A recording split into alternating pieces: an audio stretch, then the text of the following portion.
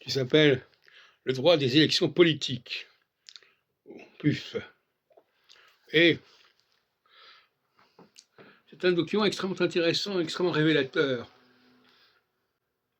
Il présente toutes ces règles concernant les élections comme une réalité scientifique, si on peut dire. Alors que c'est une convention purement, c'est une constitution, alors une convention purement artificielle, purement factice,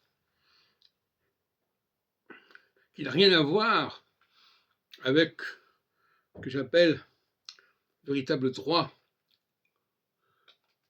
adamique, le droit divin, si on peut dire.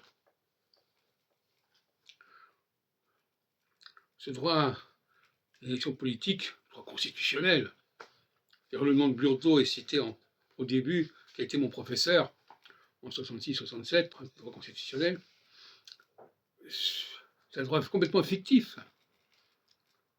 C'est un droit qui se substitue à la réalité astrologique, qui se substitue à la réalité cosmique. Donc c'est un droit luciférien. C'est un droit israélien, puisque Israël, ça veut dire que c'est celui qui lutte contre Dieu, pour opposition à Yereskiel, c'est lui qui défend Dieu. Enfin bon, on peut discuter là-dessus. Donc, c'est un droit prométhéen qui fait de l'homme un rival de Dieu.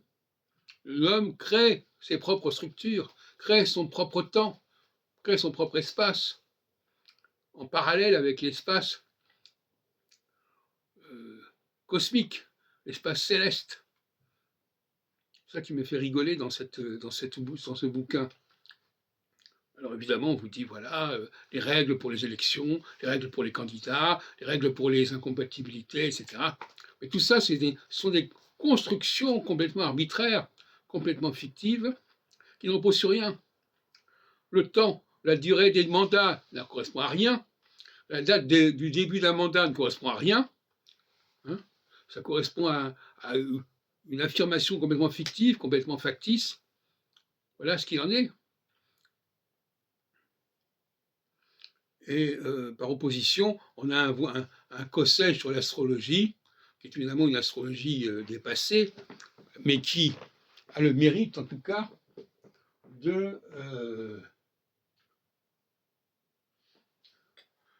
renvoyer quand même à une autre réalité, une autre philosophie du cosmique, philosophie du structurel, philosophie planétaire,